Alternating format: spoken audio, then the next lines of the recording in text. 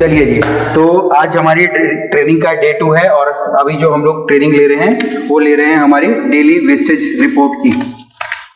अब यहाँ पे अगर आप देखेंगे जितने भी हमारे सर्विस अपार्टमेंट है ना, किसी में 25 रूम, मिनिमम कितने रूम है हमारे पास यहाँ पे हैं 36 और मैक्सिमम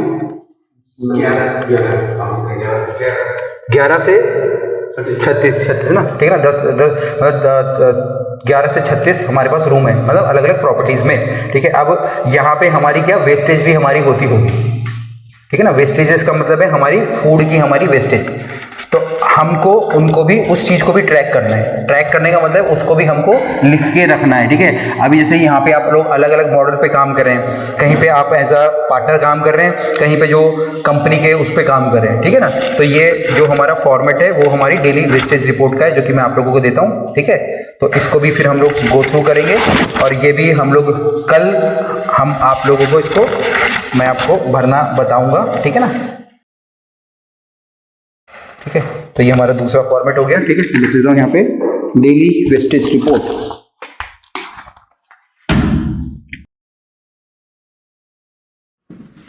डेली वेस्टेज रिपोर्ट, ठीक है। अब यहाँ से दोबारा से आप देखिए, ठीक है। सबसे पहले साइट लिखा पड़ा है मैंने ना, साइट मैंने लिखा पड़ा है ना। तो साइट का मतलब हो गया पर्च, आपका जो भी थोड़ा सा एड्रेस डाल सकते हैं क्योंकि हर जगह तो पर्ची नाम है। अब दूसरा मेरा हो गया डेट। डेट का मतलब क्या है, उस पर्टिकुलर दिन का। अब ये ना एक दिन का एक पेज बनेगा, ठीक है। कोशिश करना कि इसको पेज पे ना रख के बाकी आप अपने रजिस्टर में आ जाए, नहीं तो ये पेज बहुत सारे आपके पास हो जाएंगे और जस्ट वेस्टेज ही होगा, ठीक है ना। या इसमें डेट ना लिख के आप ना यहाँ पे डेट डाल देना, ताकि फिर ये एक पेज आपका कई दिन आपका चलेगा, ठीक है। थोड़ी सी कॉस्टिंग भी देखेंगे इसमें। अब यहाँ पे मैंने लिखा है सबसे पहले मेरा सीरियल नंबर, ठीक है। ये मैं स्टार्ट करूंगा। सबसे पहले मैं आप लोगों से ये पूछना चाहूंगा कि क्या क्या वेस्टेजेस हमारी होती है किचन के अंदर। शेफ बताइए, ये देखिए क्या क्या वेस्टेज हो जाती है हमारे किचन के अंदर जो ओरिजिनल में होती है हमारे पास। सर अभी तो फिलहाल अभी तो कोई हमारा वेस्टेज नहीं होता है अभी। हाँ, कुछ तो होता होगा। जैसे गर्मी में से टमाटर वगैरह ये वेस्टेज हो जाते हैं, खराब हो जाते हैं, चीज हो जाते हैं, आटा वगैरह ये सब चीजें। हाँ, ये तो कभी कभी खराब हो जाता है गर्मी के टाइम। अब जैसे हमने इससे पहले ड्राई स्टोर वगैरह में भी तो खराब होता होगा कुछ का कुछ सामान, या कुछ नहीं भी होता होगा तो वेंडर खराब दे देता है। हाँ, वैसे कोई ऐसा होगा, वेंडर तो खराब नहीं देता है। अब वैसे कभी गर्मी के टाइम हो जाता है। हाँ जी, ठीक बैठिए ना। अभी मतलब कि दो तरीके से चीज़ होती है ना। एक तो वेस्टेज होती है जो हमारी कुक होने के बाद हो रही है, जैसे हमारे चावल खराब हो रही है, हमारी दाल खराब हो रही है, ठीक है, हमारे पनीर खराब हो रहा है, या मैं बोलता हूँ कि हमने ढेर सारी ग्रेवी बना दी और ग्रेवी यूज़ नहीं हुई तो वो खराब होगी, ठीक है। दूसरा क्या होता है, जो मेरा रॉ प्रोडक्ट में लाया था, जैसे मान लीजिए चावल में लाया था, चावल के अंदर जैसे हम लोग बात कर केमिकल गिर गया तो फिर वो फेंकना पड़ जाएगा, ठीक है। ये वो एक्सपायर हो गया तो वो भी फेंकना पड़ जाएगा। मैंने फ्रेंच फ्राई लाई थी, फ्रेंच फ्राई पूरी की पूरी फ्रोजन थी, उसके बाद बाहर छोड़ दी तो थॉ होगी, उसके बाद वो वेस्टेज होगी। या मेरे ग्रीन पीस होते हैं, मटर के दाने होते हैं, ठीक है, देखने में अच्छे लगते हैं बट बाद में बोले तो पूरी बदबू आती है ना, हरे वाले निकलते हैं, आप लोगों ने देखा और एक कॉमन एग्जांपल है, वो बदबू आती है उसमें, तो वो हमारा खराब हो गया। अब दो तरीके की वेस्टेज, एक तो कुक होने के बाद हो रही है और एक कुक होने से पहले हो रही है। और इस फॉर्मेट का मतलब कि हम लोग सिर्फ इसलिए लगा रहे हैं, ये नहीं कि आप लोगों को ऐसे कि पकड़ने के लिए कि भाई कितना कौन वेस्टेज कर रहा है, इसलिए नहीं है, ये ट्रैकिंग करने के लिए। ट्रैकिंग करने से क्या होगा कि हमको पता चलेगा। एग्जाम्पल मैं लूंगा, मैं रोज चावल फेंक रहा हूँ, ठीक है ना। इसमें रोज आ रहा है कि भैया मैं रोज 1 किलो कुक मतलब कच्चे मतलब सॉरी पके हुए चावल में फेंक रहा हूँ, रोज 1 किलो में पके हुए चावल फेंक रहा हूँ, ठीक है जी। अब मैं रोज 1 किलो पके हुए चावल फेंक रहा हूँ तो मतलब कारण क्या है, मतलब कि मैं ज्यादा पका रहा हूँ, ठीक है। तो जब मैं 1 महीने में देखूंगा कि भैया मेरे गैस रोज के मेरे 35 कमरे लगे पड़े हैं और मैं चावल रोज फेंक रहा हूँ, तो मैं क्या करूंगा, मैं चावल पकाना कम कर दूंगा, ठीक है। मैं चावल पकाना कम कर दूंगा।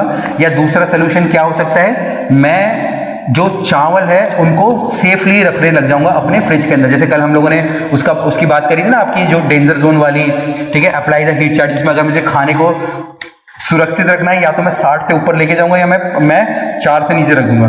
तो अगर मेरा चावल मतलब बच रहा है, अगर मैं उसको प्रॉपर्ली फ्रिज में रखने लग जाऊंगा तो मेरा क्या होगा, मेरा चावल बचने लग जाएगा। और आप देखोगे कि भाई पूरे महीने में आपने पूरे 15 किलो चावल बचा लिए, क्योंकि आपको तभी पता लगेगा जब आप कहीं पे लिख के रखोगे।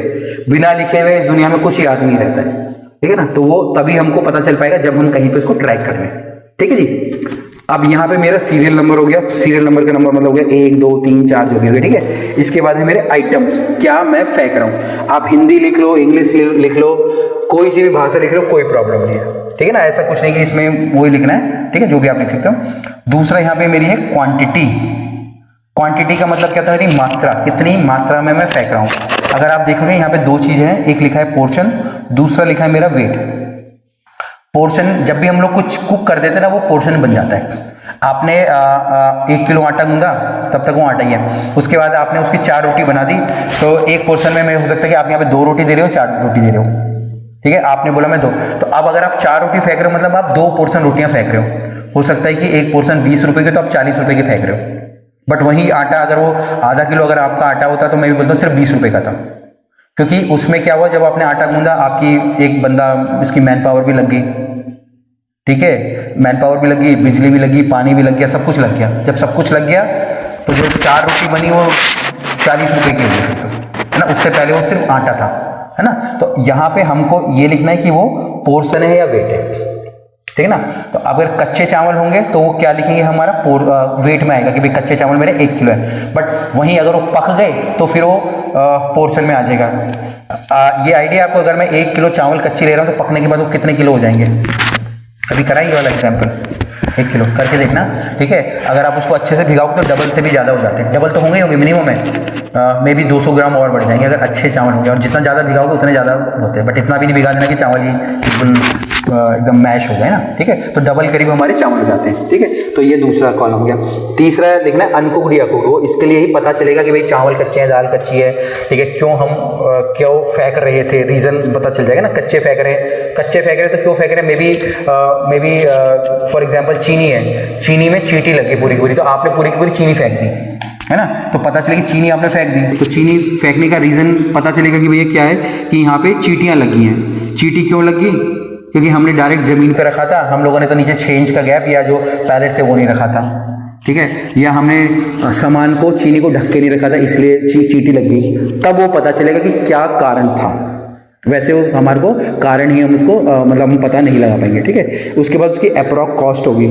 अप्रॉक्स कॉस्ट का मतलब है जो उसकी कीमत है। अगर कच्चा है, चीनी 5 किलो खराब हुई, तो चीनी का 5 किलो का प्राइस लिख दो, है ना।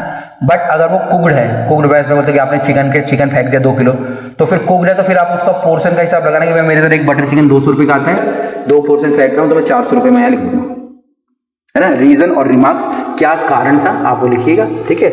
नीचे आपके जो शेफ है वो साइन करेगा, और यहाँ आपके मैनेजर साइन करेगा, ठीक है। तो ये था हमारे किसका, डेली वेस्टेज रिपोर्ट का। तो इसमें आप देखिए अगर आपको कुछ क्लियर नहीं हो, बिल्कुल सिंपल एकदम ना, मैंने आप लोगों को बताया, है ना। तो इसमें अगर आप देखिए, अगर कुछ है शेफ, कैलाश शेफ